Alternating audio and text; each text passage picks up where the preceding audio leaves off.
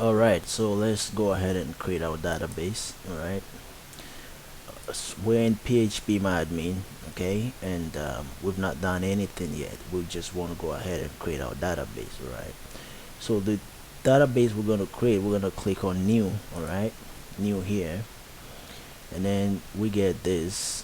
Alright, now the name of our database, we're going to say course underscore app. Alright, you can give it any name you want, as long as you can remember it, right? So we'll just say course app. Alright, it's very easy, super easy to remember, right? Course app, and then we click on create. Alright, so when we click on create, the database tells us that we've created a database. PHP tells us we've created a database called course app.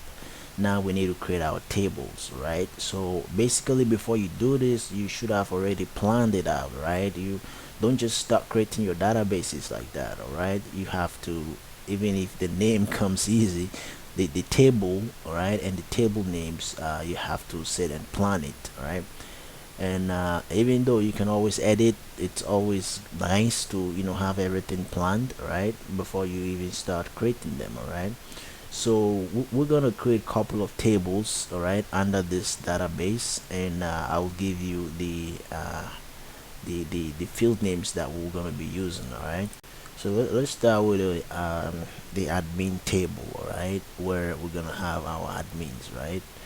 We're creating an application, right? So we're gonna have users and we're gonna have admin. All right, so the name of this table will simply be admin. All right, and it's gonna have about 1 2 3 4 5 6 columns, right? You can see it here, so we got to change this to 6. All right, and then we click on go. All right, go. All right, I hope I'm not moving too fast for those of you who are learning this for the first time. And then now here we're gonna put the column names over here. You see that?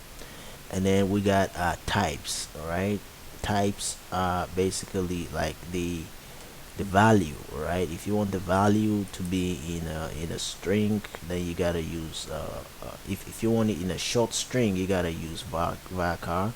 If you want it in a long string, you gotta use text. Right, if you want it in date, you gotta use date. Right, and these are basically the most used, right, how do you call it, types, right? Data types. These are called data types, the most used data types, right? But if you want the advanced one, then you have to start scrolling and checking which one you really want to use, right? So we're gonna start with ID. Always start with an ID. All right, an ID, we're gonna use an integer data type, and the length can be anything from whatever you want, but we're just gonna say 11 for this one. All right, and the ID has to be auto incremented. All right, the ID has to be auto incremented. All right, because we don't want to be putting an ID all the time, right? We just want it to the database to do it automatically for us, right? So over here there is, you see the AI, that means auto increment. All right, so you're just gonna check in the box, and when you do that, the database will tell you, look, you want this to be auto incremented, do you want us to make it a primary button, a primary key, and then you say yes. All right, so either ways you can choose primary here before clicking on auto increment, right? It works either ways, right? Leave the rest like that. We don't really need to do anything else besides that. The next one will be email. All right, and we're gonna go with a varchar, right? And we're gonna say you can say 100 or you can say 255. Just say 255 to be safe. I don't know if anyone has an email up to 255 characters though, but you can just leave it there. All right, leave the rest like that. You don't need to do anything else. All right, then we're gonna say sex. Right, this is for admin, right? We're gonna say sex, and then sex we're gonna choose a varchar, right? And we're gonna go maybe 100. This we can do 100, right? And then we're gonna say password. All right, we can just say pass for short. All right, and also we're gonna do a vaca, and we're gonna do a 100 or 255. Let's do 255. All right, some people have some crazy passwords though. All right, and then we get full name here. All right, full name. All right, the name doesn't matter, just make sure you can recognize it, right? Because you're gonna be using it, right? And then we go back and let's do 255 on this, right? And then we have the email. We're gonna go image, and also